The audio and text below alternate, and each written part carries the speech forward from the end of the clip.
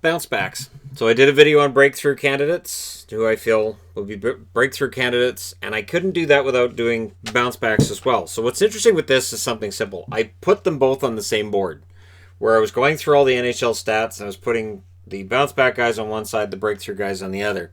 And I was comparing the two lists just to see if some of the same teams came up. Now, last year, I did the video on players I felt scored too many points. I had Matt Duchene on that list. And, of course, there was some complaining from Nashville circles that I had Nashville players on the potentially overrated, maybe scored too many points list.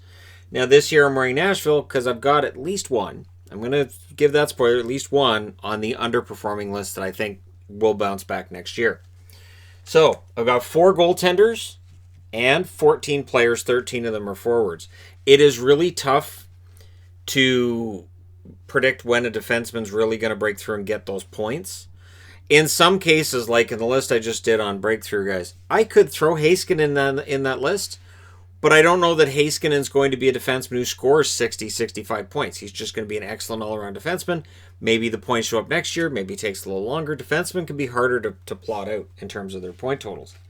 So 4 goaltenders that I think could bounce back, and I have to consider age in this. And yet, I honestly think we might be writing off Pekka Rinne a little bit early. Now, I'm putting up save percentages. Pekka Rinne's was .895 this year. That's too low. Rinne had a rough year. And Jussi Saros should be the starter, but as the backup, I think Rinne's numbers are going to get better. I think one with a clearly established hierarchy, I think his numbers are going to get better. Plus, he'll have had a lot of rest since March of 2020. So, I think the numbers are going to get better for Pekka Rinne. To me, .895 is too low. Now, at number 3, I don't learn my lesson. Martin Jones. So Martin Jones of San Jose has had back-to-back poor seasons statistically. And maybe at this point, I'm hoping for something that's just not going to happen. And that would be Jones somehow making a comeback and playing well. But he's done it recently as last year's playoffs. And I still think he's better than that save percentage. I think with him, a lot like Jake Allen, I think a lot of it's mental. Where you can watch him one night and you'll go, man, he's playing really, really well and he's got it. All right, now he's going to get on a run, and then the next game it's just awful. So I think it's just a matter of him getting on a bit of a run. San Jose, in general, had a bad year, so maybe Jones turns it around for them. I know Doug Wilson's given him a vote of support and confidence. Maybe that helps as well. Number 2. So similar story to Pekka Rinne. David Rittich, coming into this year, is not seen as the starter. That might be to his benefit. Rittich, as recently as a year ago, was being defended by Calgary fans who said, hey, Rittich had a rough second half of the season because he was hurt. And then this past year happens, and now it's just, all right, everybody off. All right, nope, bandwagon's got to clear this off. This bandwagon's got to go. And I think Rittich's numbers at 907, I think were too low. And I think his play, I think he's due for a bounce back. And again, I know save percentage isn't necessarily the best way to measure a goaltender overall, but it's the best number I could find. I'm not putting up all the record that these guys put together. I'm just using the save percentage. And for me, Rittich should be able to bounce back, and having Markstrom, a guy who will likely play the lion's share of games, might help Rittich being the backup. So maybe consider this sort of like a fantasy kind of video. Like, all right, so if you're in fantasy hockey, maybe Rittich's good for your backup goaltender. Number 1, and I'm torn on this one. You know, every year it felt like I was making a video about Matt Murray for the Penguins and how he's pretty good. And so we've seen where when he's playing well, Penguins fans will say, hey, he's great, you know, back-to-back Stanley Cups, he hadn't lost a series, all this stuff. But then when his play falls, I feel like he takes more blame than he probably should. So to me anyways, I think Matt Murray is a pretty good goaltender and will bounce back from what happened with Pittsburgh this last season. He's got something to prove, so I'll say Matt Murray is the most likely bounce back candidate among goaltenders. So if you're an Ottawa fan at home, that means you got number 1 on breakthrough candidate and number 1 goaltender for bounce back. There is no actual bounce back candidate here who is Ottawa, though. So I don't have any Ottawa players. Nope. I want to throw an honorable mention in terms of goalie numbers and in general to John Gibson, whose save percentage was 904. It's low, but he's an excellent goaltender, and I think his overall statistics are going to get better this year coming up. That 904 reminds me kind of how Markstrom's save percentage wasn't necessarily great a couple years back, even though he played really well. So again, it's not a perfect stat, but I think those are 4 goaltenders who could have bounce back years. So we're into the players, mostly forwards. And I'm going to start with a player who is definitely snake bit. Matthias Janmark. Janmark, of course, now formerly of the Dallas Stars. 6 goals, 15 assists, 21 points in 62 games. He's got a good nose for the net. He's a good player. He just can't quite get that puck to go in, but I think he will. And I think it's a matter of getting off to a good start, and maybe a change of scenery will help him. So here's to hoping that works for Janmark, and I think he's capable of, I'll say 35 points. Like at top, 35 points, 15 goals. I could see that with Janmark. I think the 21 points is really low. The 6 goals is really low. And his offensive instincts are better than that. Eventually, it has to come back, right? Number 13. And I will admit, it is not the first time I've talked about Andre Kasha, now of the Boston Bruins. 55 games, 7 goals, 17 assists, 24 points. Goal scoring. He had it, then he got hurt, then he got hurt again, got hurt again. Kasha just needs to stay healthy, and I think, much like Janmark, he needs to pot a couple of goals early. He needs to make sure that puck goes in the net early, and so it's not in his head. He's not bothered by it. I still think he's a solid top 6 option at his best health, and confidence issue might be going on with him as well. I hope he gets it together. Not just because he's in Boston. People will tell you that when he was in Anaheim, I rooted for this kid too. So hopefully everything comes together for him and he puts together, say, 15 goals would be nice over an 80-game schedule. 15 goals would be pretty, especially after 7 goals and 55. That'd be decent. Number 12, and I admit this one may very well not bounce back. But I think Tyler Johnson, I think he's better than this. And this may be one that we look back on in a year and say, well, that was wishful thinking. We could say that about all of them, right? Tyler Johnson, 14 goals, 17 assists, 31 points in 65 games, and very recently waived successfully throughout the league. Nobody wants his contract. Flat cap and all that stuff. Nobody wants that contract. And it feels like his confidence has kind of gone off the cliff too. Stanley Cup ring still, so he does get the cup ring. And, maybe this season he has a bit of a bounce back. And whether that is with Tampa or somewhere else, think of like JT Miller. JT Miller, I was doing a list of guys I felt would have a hard time replicating what they did this year.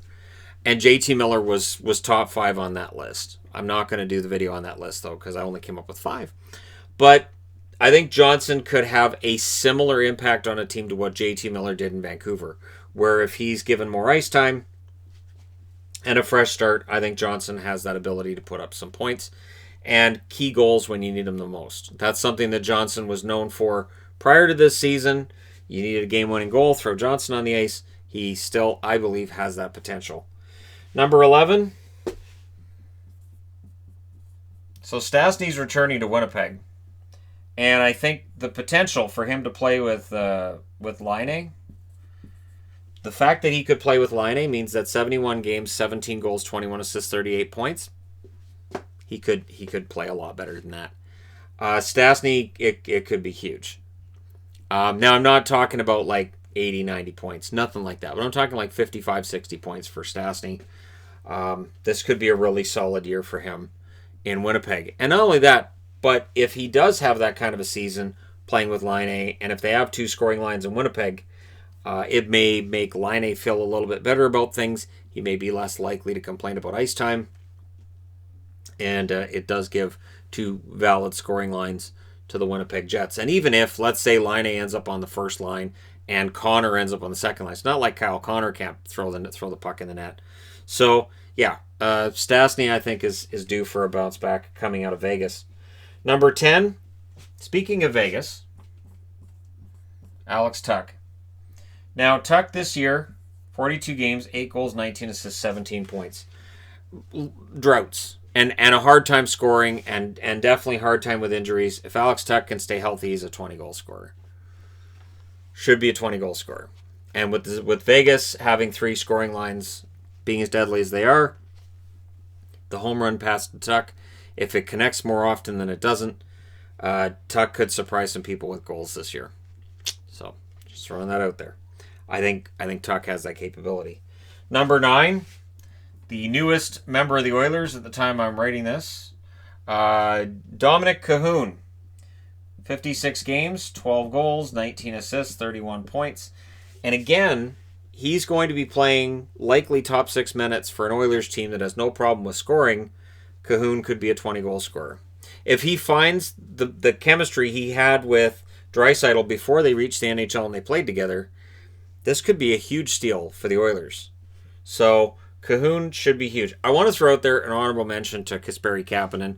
Kapanen in Pittsburgh, he could explode. There could be tremendous upside there. But for me, Cahoon with the Oilers, this has the potential to be a huge deal. And so we'll see if that is in fact the case. Number 8. Okay, so Erik Karlsson's contract, we can all agree it's bad. Erik Karlsson's contract is difficult to stomach if you're a Sharks fan, but 6 goals, 34 assists in 56 games, Karlsson's better than that. Karlsson is better than he was this season, and I think he bounces back. I don't know how much, I don't know how far, but those numbers are too low for Erik Karlsson. He should be double-digit in goals, and if you look at the overall advanced stats, they will tell you he's taking a lot of shots, he's playing well, he's generating high-danger opportunities. He's had no puck luck, which tells you it should get better. So Erik Karlsson, it should get better for him, and I think he should have a bounce back year. I'm not saying he's going to get back into the Norris conversation, but this season was bad, and it has to get better than that. Number 7, another player that, if they can stay healthy, I think has a big bounce back, and that's Cam Atkinson of the Columbus Blue Jackets. 44 games, 12 goals, 14 assists, 26 points. I like Atkinson. I think he's capable of, I'll say, 30 goals. I think that the strategy for Columbus, which seems to be, don't spend to the cap yet, and also, mostly look for the improvement from within. Now, I don't have Josh Anderson on the list. I know there's people saying, well, Josh Anderson has to be on the list. I don't know. I don't know how far Josh Anderson goes. He only had the 1 goal in 26 games this past year. And I know Montreal has a lot of faith in him. I know fans are excited about him. I'm not sure how much offense there is there. Just based on what I saw this year. Again, it was an injury-shortened season. He had 27 goals the year before. I really don't want to speculate and throw him on this list. I do think Atkinson bounces back. We'll see what happens with Anderson. Fingers crossed if you're a Habs fan. And I do hope he bounces back because that'd be a good story, right? But yeah, Atkinson for me ends up on the list and Anderson doesn't. Number 6. The funny thing is people are just going to skip to the end and say, where's this guy? And it might be somebody I've already talked about in the video. Number 6. Another guy who gets criticized for his contract. Buffalo's Jeff Skinner. 59 games, 14 goals, 9 assists, 23 points. And honestly, he's better than that. He tends to bounce back. He tends to have good year, bad year, good year, bad year. This was admittedly a bad year, especially after signing that huge contract. But I think Skinner should at least get 25 goals this year. You look at the additions that have been made by the Buffalo Sabres. The fact that you can't stay at the bottom forever. Buffalo has to get better, and Skinner should be a part of that. I'm not saying he's going to justify his contract, but 14 goals and 23 points are too low. I would say at least 25 goals and about 50 points is more like it, and I would think he'll be closer to that. Again, over a full season. I understand we're likely looking at a shortened season, which is going to throw the numbers off. I'm just saying that in terms of points per game, Skinner's too low, Atkinson too low. All these guys are too low, and they should have a bounce back next year. Number 5.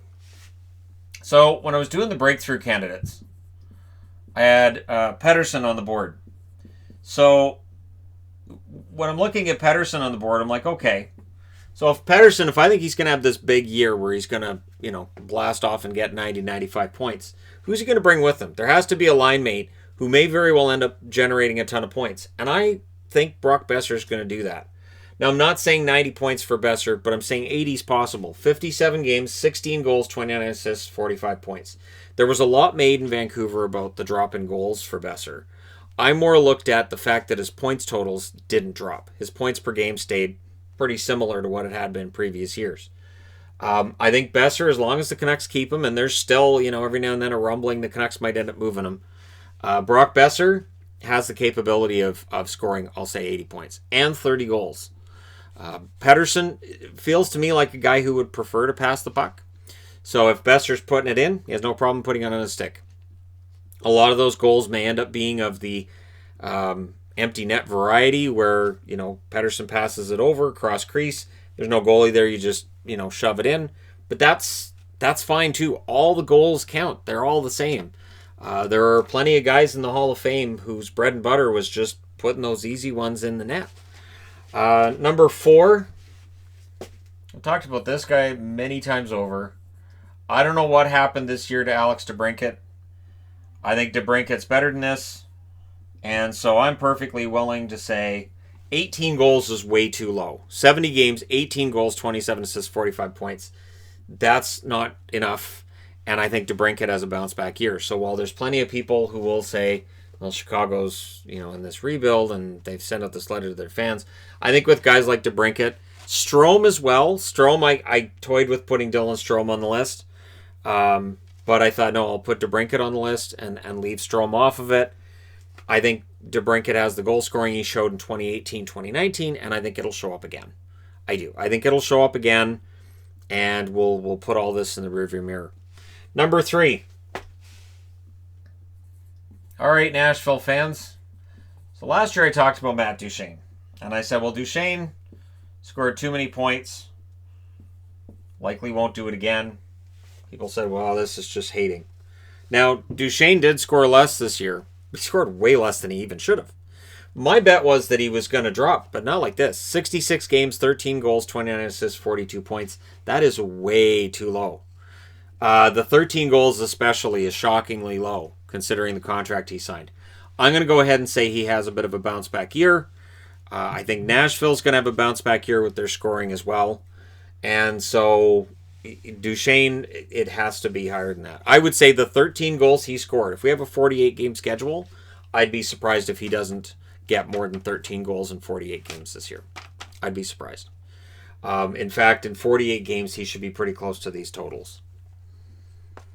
And, maybe that contract weighs him down that first year, and in year 2 he gets better. But I think Duchene is better than 42 points in 66 games. That's just too low. Number 2. Going to Arizona. Clayton Keller, 70 games, 17 goals, 27 assists, 44 points. When I was doing the breakthrough candidates, I considered putting Connor Garland on the board, but he had 22 goals, and I thought, well, that might be it. Under Rick Tocchet, Arizona struggles to score. Phil Kessel, who I looked at and I thought, well, maybe I could put him on the list, but at this stage in his career and at this age, I don't know that I'm betting on Kessel to have a big comeback year. Same reason I didn't have Corey Perry on the list. But Keller, 44 points is way too low. Clayton Keller is a huge part of that attack. Eventually, Arizona has to get it going. One of two things happens. Either the scoring starts to come around early next season, or Tocchet gets replaced by a coach who will get that offense out of that team. I like Clayton Keller. I still think his contract is probably high. There's a lot of risk to that contract, but he's better than 44 points over a 70-game period. And Arizona should get better with the young kids that they've got, and Keller should be part of that. And maybe Hayden comes in this coming year, and maybe that helps taking some of the pressure off Keller. We'll see, because we don't know what the ceiling is for Barrett Hayden yet either. And at number 1, going back to Nashville, reason I was wearing Nashville. So Victor Arvidsson, who has been my favorite member of the Nashville Predators dating back to 2017, had quite the year this year. Played 57 games. He missed some games with injury. 15 goals, 13 assists, 28 points. When he's healthy, I think he's a 30-goal scorer. When he's healthy, when he's on, when he's confident, I think he's a 30-goal scorer. And I think Arvidsson and Duchesne, if both of them bounce back, Nashville could be a sleeper this year. But again, it depends on a lot of things. Rene, it would depend on as well. There's a lot of things that have to fall in place for Nashville to come back from that loss in the play-in round against the Coyotes. But they have the right roster to do it. And again, if Arvidsson can stay healthy and play his game, I don't see any reason why Arvidsson can't continue to be one of the best-kept secrets in the NHL. At least he feels like it. I remember the 2017 Stanley Cup Finals run for Nashville. I was so impressed by the work ethic and the effort from Arvidsson, and I thought the scoring was there, and then it was. The year after, the scoring showed up, and I think he'll bounce back. But again, for longtime subscribers to the channel, yeah, there's a flavor of players who are some of my favorites on here. I'd like to see them bounce back. Let me know which player you think can bounce back next year and have a big season in the comment section below. Goaltender, you can mention defenseman too if you'd like. I know I only had the one defenseman. Again, scoring with defenseman is tough because it's not necessarily a huge reflector of who the best defensemen are. And there are certainly defensemen who maybe their points totals are the same from season 1 to season 2, and yet they're way better in one season than they are in the other. So there you go. Let me know your thoughts. As always, don't forget to hit like and subscribe if you're browsing your way through. You just happened upon this video. Thank you guys so much for watching, for all your support. I will talk to you again soon.